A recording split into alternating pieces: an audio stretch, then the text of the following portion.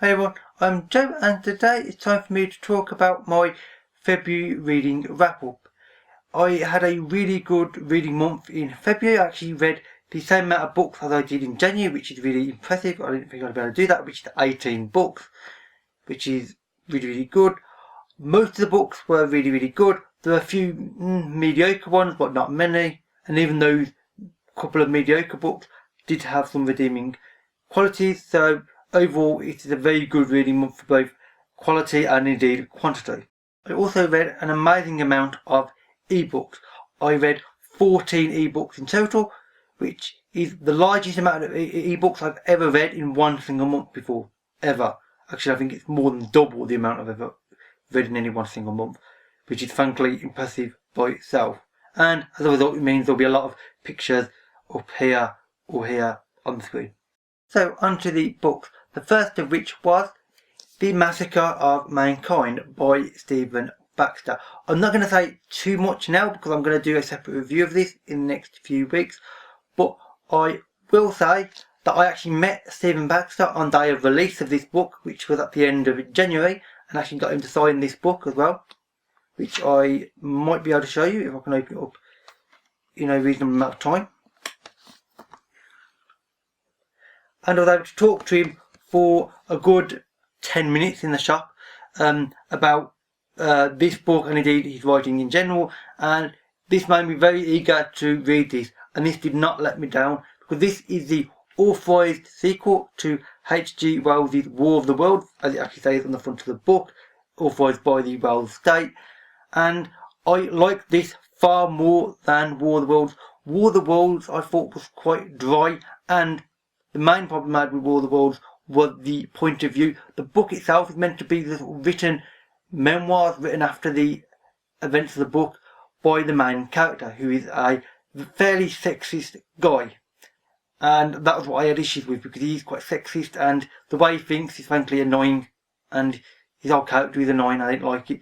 This, however, is from the point of view and indeed meant to be the written account of the main character. This time is a woman, and she is far more even-minded and frankly is far more intelligent than the main character in War of the Worlds. And frankly I liked it a lot more. It really was. It was just better written. The Martians were better, I thought. You know, they were sort of evolved a little bit since War of the Worlds in ways I'm not going to go into now, but it was just a slightly more improved book. It was better paced. There was no miscellaneous stuff in it like there was in the original, despite its fairly short size. And overall, I was really happy that I read this book, because this was just a really good, sort of somewhat darker than expected book. I mean, yes, it's called The Massacre of Mankind, and I kind of expected it to be slightly lighter though, because War of the Worlds wasn't that dark actually. This is slightly darker though, and I'm quite happy about that. The second book that I read was Memorial Day by Vince Flynn. This is the 7th book in the Mitch Rapp series, of which there are 14 in total. Mitch Rapp is the name of the main character of the book. He is essentially a CIA assassin, and he's essentially fighting the war on terror. Every book follows the same basic principles, where essentially he's fighting the war on terror and terrorists and that sort of thing, but he's also trying to sort of fight against his own government, the American government, and people that want to use him, the CIA, and want things to happen for their own purposes, you know, all political intrigue and things. The book isn't complex in terms of what it's trying to achieve. It's well written, fast paced, and frankly it's just a really nice book to read in between slightly more heavy duty books, which is what I used for this time. And I just like these books, man. They're just well paced and they're just relaxing basically, because they sort of go along and you know where you're gonna end up at the end of the day. You know that Mitch Rapp will stop the terrorists, frankly, because that's the whole point of the books. And get possibly beaten up a little bit in the process, maybe, but it will work out okay in the end, and it's just a great stop between all books, frankly. The third book that I read was an ebook, and that is On the Edge of Gone by Corinne Duyvis. This is a YA science fiction book, and one that I actually liked. If you didn't know by now, I'm not a big fan of YA. I just find it never really works for me for some reason.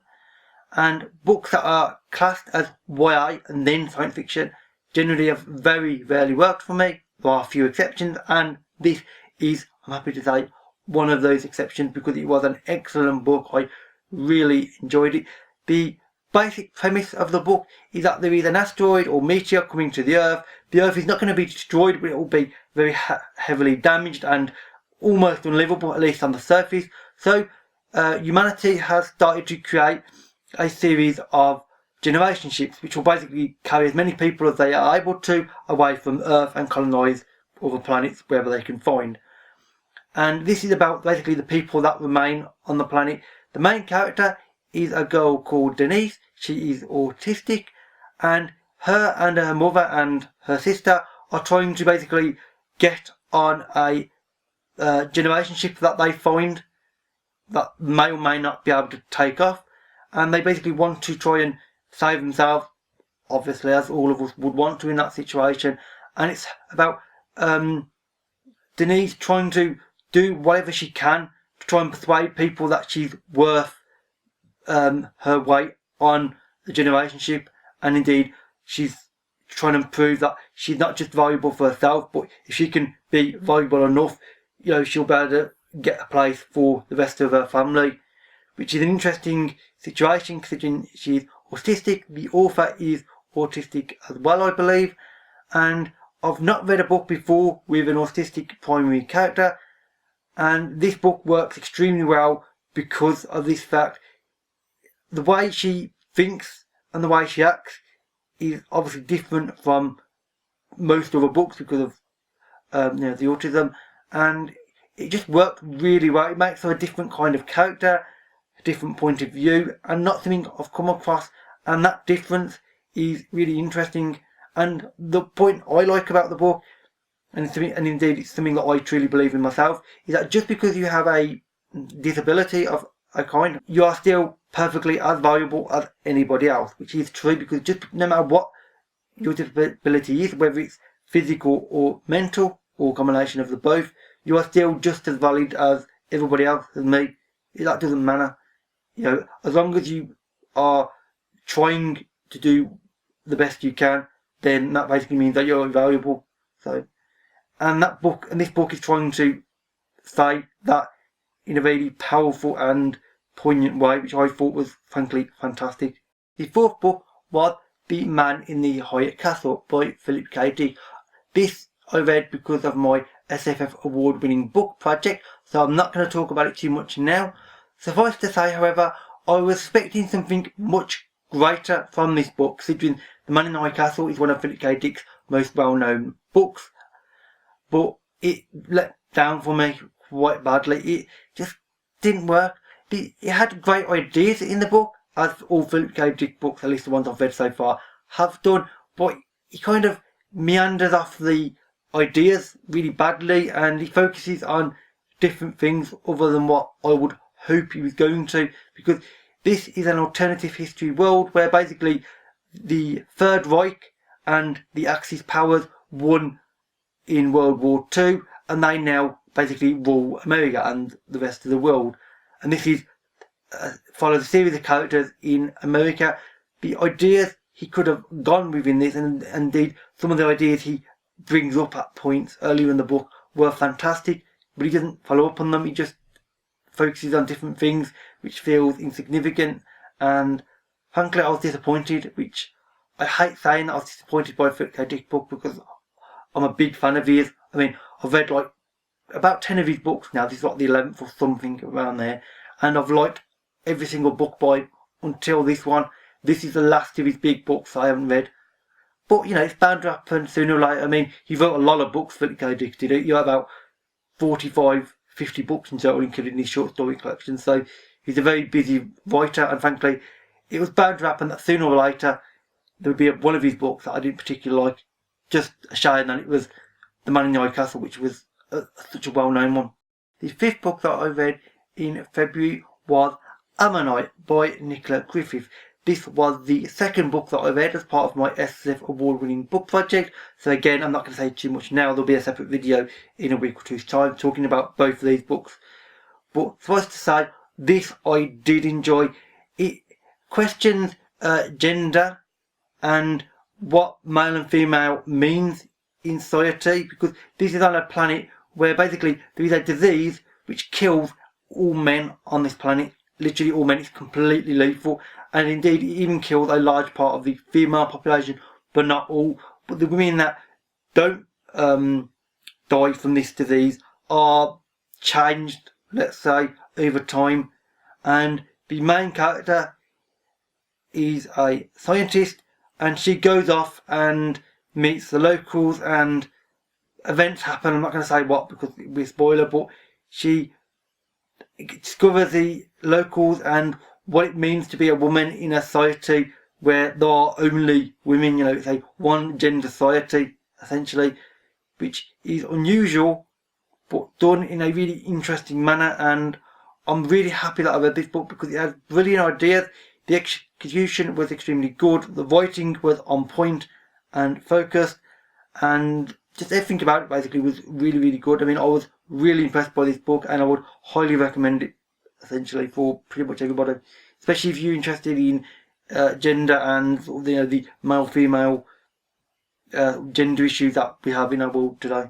The next two books that I read were Shards of Honor by Lois McMaster Bujold and Barrayer, also by Bujold. These were both ebooks, and they'll pictures up on the screen now. This is book 1 and 2 in her Arkadian saga, which currently is 16 books long. This is one of her epic sagas, and indeed probably the thing that she's maybe best known for, other than the World of the Five Gods as well, which is a fantasy series.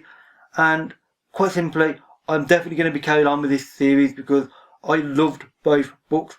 I forgot when I read the second book, Barrayer, that actually won an award some years ago when it was released. Therefore, I should be talking about that in my SFF award-winning book project. So I'm not going to talk about that one now. I can, however, talk about the first book, Shards of Honor. Basically, it follows two characters, Avil and Cordelia Naismith. Well, Avil Arkadian, I should say. Indeed, he is the title character of this first book. And it is basically, she is a scientist and indeed a military officer on a world exploring the certain things on the world, let's say. And she basically comes under attack, her party does, from a military part of the Arkadian civilization.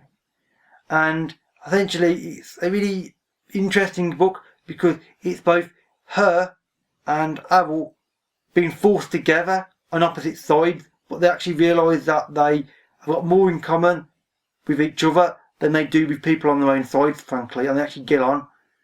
But they don't want to show they're getting on because they're both loyal to their own people, so it's quite problematic between them. But it's just a really interesting dynamic. The pacing of the book is fantastic. The ideas in it, and indeed the characters are all fantastic. And overall, I just loved this book so badly. I mean, this will probably be, well, at least the series, well anyway, one of my favourite books of 2017, without much doubt really, because they were just fantastic in every way. Characters, plot, world, relationships, and frankly the fact that there's 14 more books after these two is extremely good news, because these first two were frankly fantastic, and I would recommend this series to everybody, especially if you're interested in science fiction, because these are fantastic. I mean, truly fantastic. The next book is not just one book, but it's actually 4 books, and that is the Steerswoman series by Rosemary Kirstein. This series is made up of the Steerswoman, the Outskirter's Secret, the Lost Steersman, and the Language of Power. This series is meant to be 6 books long in total, so it isn't finished yet, and indeed the 4th book is not finished off. It's left open quite badly. However, she seems to be taking her time writing these 5th and 6th books, so whenever they may be written, is unknown. I mean, it could be this year, it could be 10 years from now. I would prefer it to be this year because I would quite like to continue and finish this series off because they were fantastic.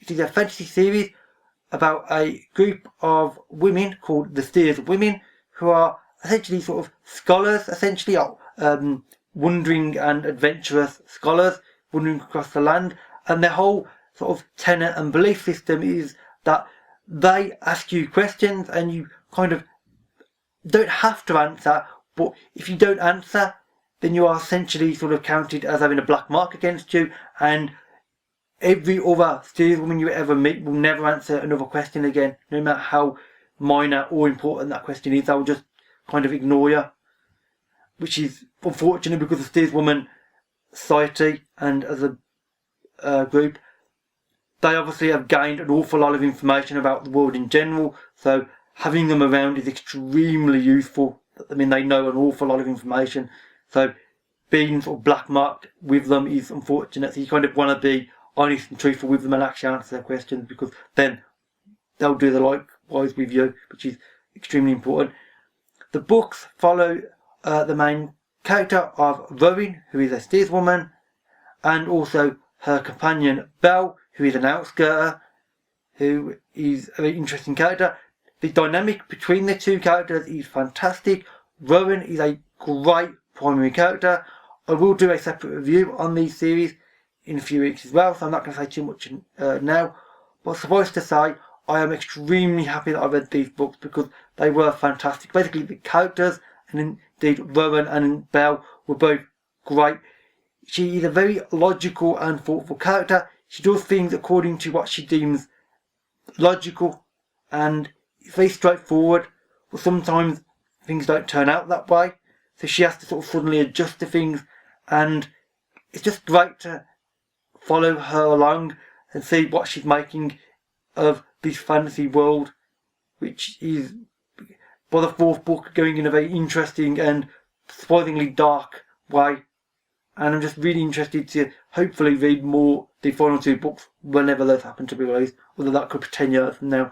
So don't hold your breath with me talking about those two books, because it's going to be a while. The second from last thing I read in February was not just one book, but it's actually 6 books, amazingly, and that is the Fallen Kingdom series by Lindsay Buroker. This series comprises of, and I'll have to read these up because there's so many of them, Star Nomad, Honour's Flight, Starseers, Relic of Sorrows, Cleon Moon, and Arkadian Skies. There are 8 books in this series in total, and I've read 6 as of February. I will be reading the other 2 in March this month, and I will be doing a series review on them. But I can say that they are simply fantastic. Each book is relatively short, they're all ebooks. I'm extremely happy that I've read them. They basically follow a crew on a freighter called the Star Nomad, and the plot is the captain of this ship, Alyssa, her daughter gets kidnapped before the first book starts, and she basically is on a adventure to try and get her daughter back from the people that have her, and not preferably inflict a bit of vengeance upon those people as well at the same time, because basically they've pissed off, frankly. And each book is fantastic, and they're each very much written like an episode of Star Trek or Firefly, because they each have their own separate plot lines which are fully independent from each other, but there is obviously a very strong overarching storyline between all the books, and I loved it for that reason. I mean, I'll talk more in my review, but these were just great books. They're fun, fast-paced, great characters, great world. Yes, a little bit predictable at times and a little bit stereotypical, but you can forgive that. Or at least I can, because they were just so fun and just so well written. I was really impressed, and I will at some future point look out for more by Lindsay Buroker, because she's actually written quite a few other books, I believe. The last thing that I read in February happened to be the shortest thing I've read in February as well, and that was Binti by Nnedi Okorafor. This is a novella written a few years ago. It's been extremely popular on BookTube and indeed popular in the book world in general. He actually won an award, was it last year? Or actually now I think it's 2015 in fact. I believe it won a award. Possibly might have been the UK, I can't remember off the top of my head. I should have really made a note of that. But suffice to say, it was a very popular book and it done extremely well. However, I don't personally see what the fuss was about because I wasn't really that impressed with it. I thought it was well written, but it didn't really impress me to any great degree because I just thought it was, well written but sort of fairly insignificant as far as plot goes. The ideas in it were interesting but nothing amazing, at least in my mind.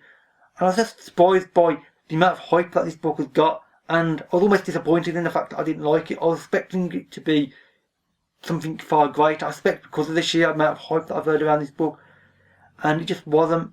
It follows one character who basically ends up getting on board a spaceship, and she's going off to an academy on another world for a science degree, essentially. I mean, it's a bit more complex than that, but that's very simplistic. And something happens on the ship, which I'm not going to go into because, frankly, that will spoil the whole novella, and it is indeed short, so if I say too much, it really would destroy the novella completely because due to the shorter length. But it didn't feel that significant to me. I don't understand the fuss of it, and I will be re-watching a few reviews on this in the near future to sort of try and figure out why I didn't understand it as much as I expected to. But I mean, I'll still recommend it to people if you like novellas and you like interesting ideas. It just didn't work for me personally. And indeed, if you want to read something that is award-winning, then I would recommend this as well because I'm pretty sure it did win an award. I could be mistaken about that. So that said, that's it for all the books I've read in February. February is a really good month. I'm happy with everything I've read overall, and I hopefully will be reading an equally large and equally impressive amount of books in March. I expect I will probably equally, if not even surpass it, because March is a slightly longer month than February. If you have read any of these books or would like to, then please leave a comment below and we can have a conversation. All my social media links can be found in the description box below, as they always are. I mean, that said, that is it for this video. So thank you for watching, and I'll see you another day. Bye for now.